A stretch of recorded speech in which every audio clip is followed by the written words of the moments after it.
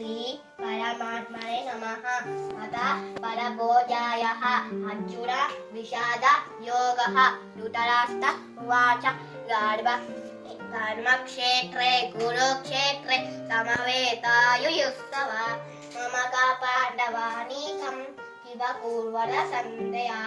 सन्धय उवाच दुष्टं तु पाण्डवानीकं दूरं दूरोदनस्तन आचार्योपसन्दम्य राजा वचनावपदि पश्येत्मां पाण्डुपुत्राय आचार्य महतिं शमु व्यूढं तु तदपुत्रेण तव शिष्येण देवता अट्टशुवामरेश्वास विवातुरासमानुयि युयोसासाविदोत्तक्ष उपरश्यानहारत श्रीरामातु रामेति रामो रामेण रमे सहस्रास तत्तुल्यं राम राम राम रमे। जय श्रीराम।